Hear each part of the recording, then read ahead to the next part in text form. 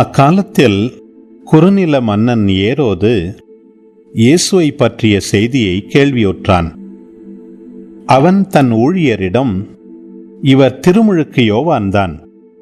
இறந்த யோவானை கடவுள் உயிர் பெற்றெழச் செய்தார். இதனால்தான் இந்த வல்ல செயல்களை இவர் செய்கிறார் என்று கூறினான். ஏரோது தன் சகோதரனான பிலிப்பின் மனைவியாகிய ஏரோதியாவின் பொருட்டு யோவானை பிடித்து கட்டி சிறையில் அடைத்திருந்தான்.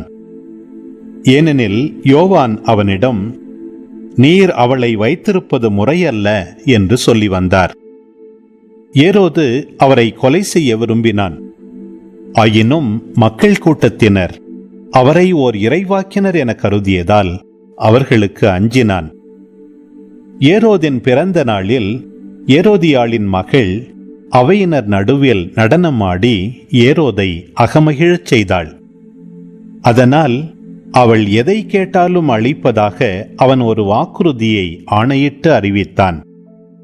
அவள் தன் தாய் சொல்லிக் கொடுத்தபடியே திருமுழுக்கு யோவானின் தலையை ஒரு தட்டில் வைத்து, இங்கேயே எனக்கு கொடும் என்று கேட்டாள். இதை கேட்ட அரசன் வருந்தினான். ஆனாலும் தான் விருந்தினர் முன் ஆணையிட்டதால் அதை அவளுக்கு கொடுக்க கட்டளையிட்டான். ஆள் அனுப்பி சிறையில் இருந்த யோவானின் தலையை வெட்டச் செய்தான். அவருடைய தலையை ஒரு தட்டில் வைத்து கொண்டு வரச் செய்து அதை சிறுமியிடம் கொடுத்தான்.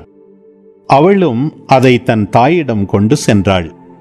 யோவானுடைய சீடர் வந்து அவருடைய உடலை எடுத்துச் சென்று அடக்கம் செய்தனர்.